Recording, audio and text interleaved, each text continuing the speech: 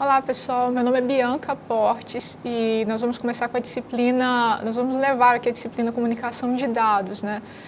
O primeiro módulo agora a gente vai falar sobre comunicação de dados, uma breve história, ou seja, vamos abordar, né, onde surgiu a questão da comunicação de dados.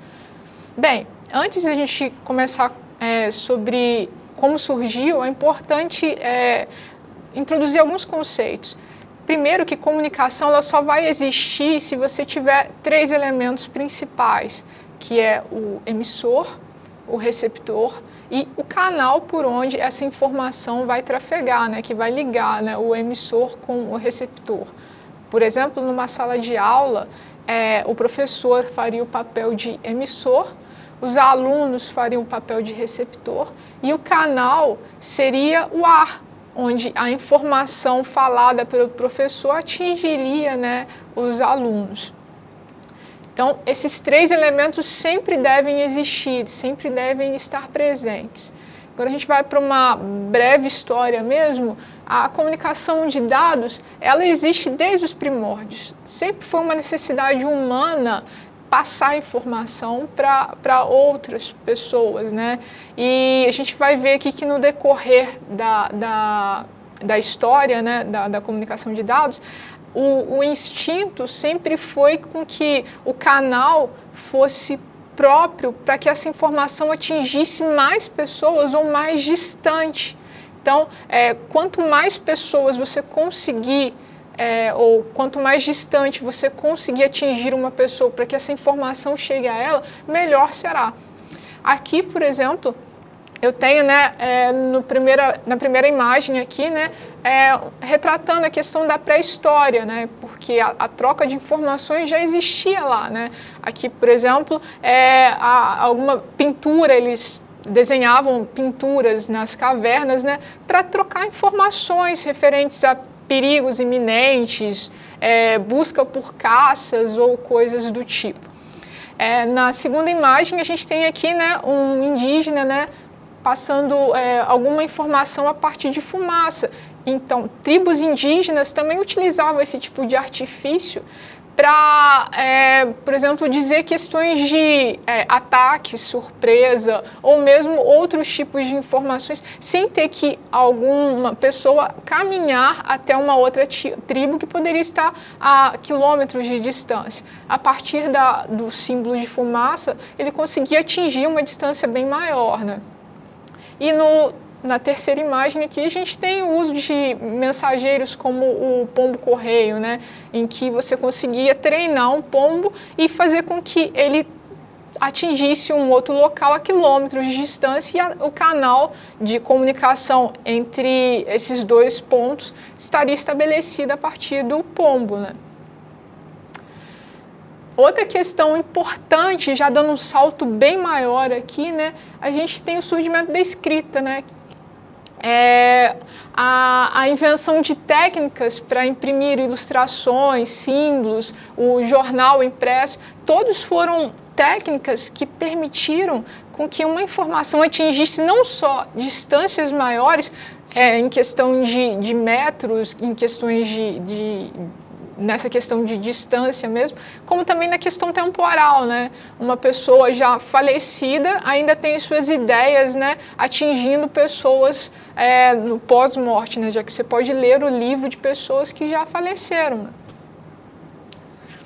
Já indo agora para a questão, né, para uma questão mais próxima do que a gente vai estudar aqui, técnicas mais próximas do que seria importante para a gente nessa disciplina, tem o surgimento do telégrafo, né, que seria um equipamento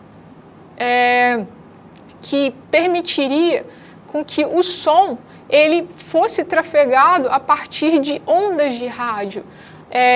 Nessa época você não trafegava a informação como palavras, mas a questão aqui, né, do telégrafo é interessante porque você consegue, a partir de sons codificados, emitir a sua informação para o receptor.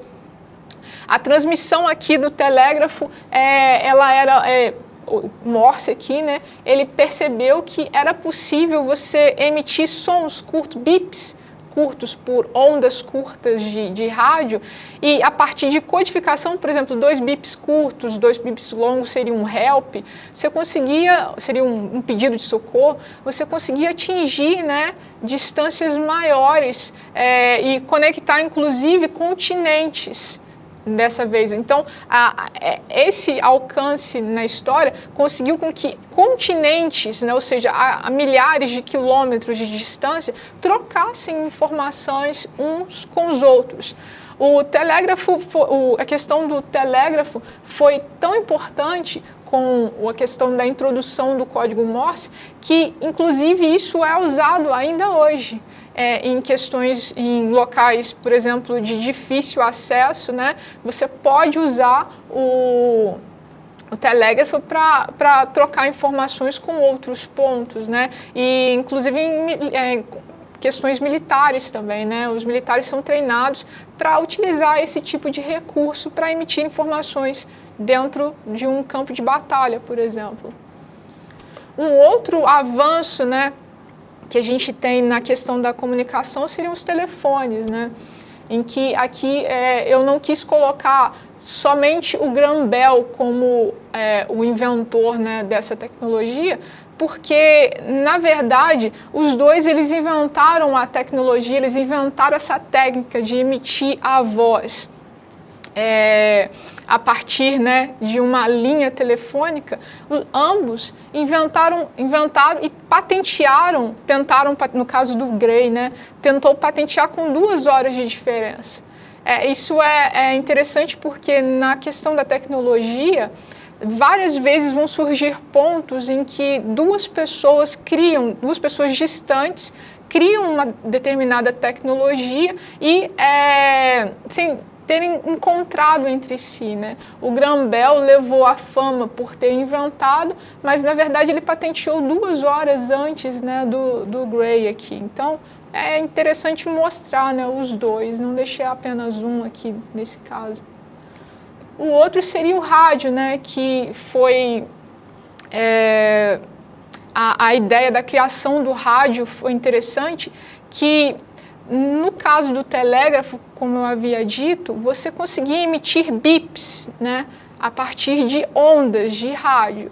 Mas tanto o Marconi quanto o Lendl perceberam que havia um potencial ali, né, que você não, já que esse canal de comunicação que é o ar, né, ele é possível você emitir bips, por que não você emitir sons, palavras audíveis a partir do ar, a partir de ondas de rádio, para que alcance pontos cada vez mais distantes, né?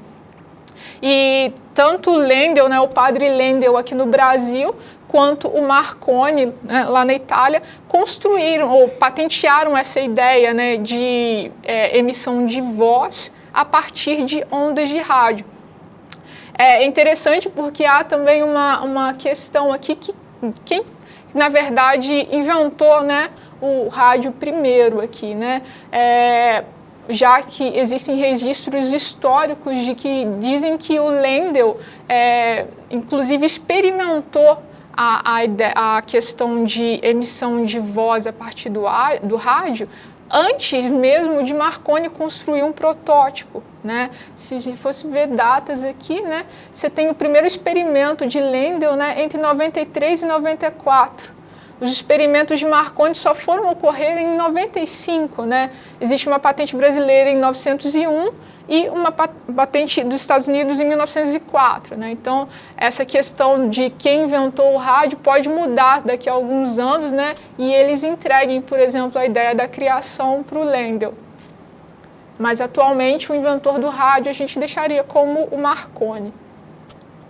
Mas o que seria a radiocomunicação? Bem, de forma simples, é um meio de comunicação que utiliza o rádio, né?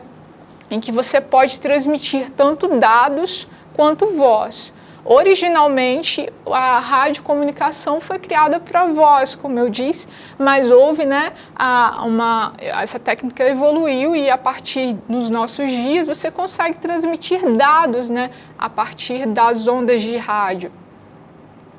Os benefícios aqui são que é um serviço não tarifado, você está usando o ar, né? Então, basta que a pessoa que vai receber, no caso, o receptor da informação, tenha um aparelho que seja capaz de converter essas ondas de rádio, né, em voz ou em dados, para que sejam apresentados para você, né?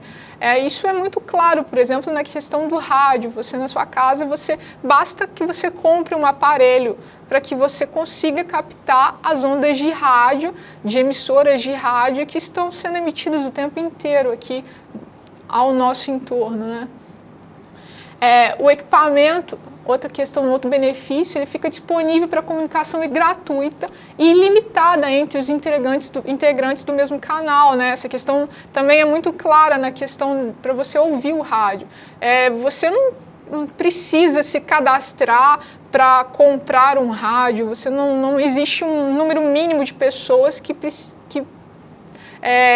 possam adquirir o rádio. Você pode, inclusive, adquirir mais de um rádio na sua casa, ou seja, é uma questão ilimitada, né? O próximo benefício aqui seria a durabilidade do equipamento, né?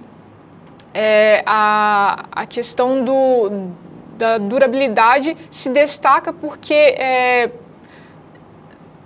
aparelhos que utilizam a comunicação como rádio têm uma expectativa de vida muito grande, no mínimo 5 anos, né? Você teria aí um aparelho sustentável para emitir, por exemplo, em rádios comunicadores do tipo Nextel, por exemplo. Outra questão seria a robustez, né, nos serviços, né?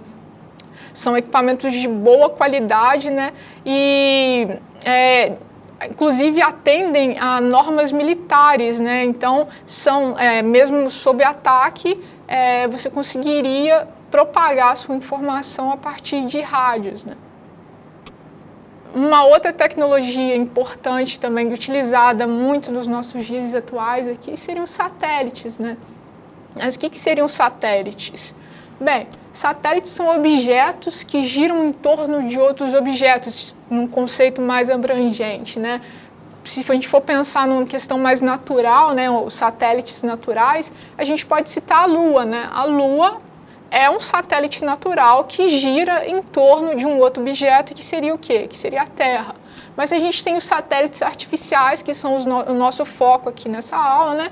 Que são equipamentos construídos pelo homem e que são colocados em órbita de determinados planetas. Por exemplo, a Terra tem vários satélites, né, artificiais que giram no entorno dela. Existem satélites artificiais que giram em torno da Lua e outros satélites, né, que giram em torno de outros planetas, né, para coletar informações, esse tipo de coisa. Então aqui, para ilustrar, a gente tem, né, a Lua, né, como um satélite natural que gira em torno da Terra. E aqui a gente tem, né, a Estação Espacial Internacional, né, que gira aqui em torno da Terra, né? Quando foram lançados satélites? Quando isso começou? Bem, o primeiro satélite artificial a entrar em órbita terrestre foi o Sputnik, né, que foi lançado pelos russos lá em 1957. A maior parte dos satélites que já foram lançados na órbita terrestre são do tipo geoestacionário, ou seja, eles ficam parados quando observados como, quando a gente olha como um ponto observador como a Terra. Como assim, Bianca? Eu quero dizer que na verdade, eles giram na mesma velocidade que a Terra gira. Então, você estando posicionado em algum ponto aqui na Terra, você sempre vai olhar para o mesmo ponto no céu, já que ele vai girar, né, se mantendo na mesma posição no céu em referência a você. Assim, você consegue colocar antenas na base terrestre apontadas para uma determinada direção, né? Assim que você consegue estabelecer a comunicação via satélite. Apesar dele estar girando, ele se mantém na mesma posição, fazendo com que a antena terrestre ela não precise girar, né, para você captar a informação. Bem, os principais as principais tecnologias na questão evolutiva aqui de comunicação, a gente abordou aqui nessa aula. Na próxima aula, a gente vai falar um pouquinho mais sobre os canais de comunicação. É isso. Obrigada.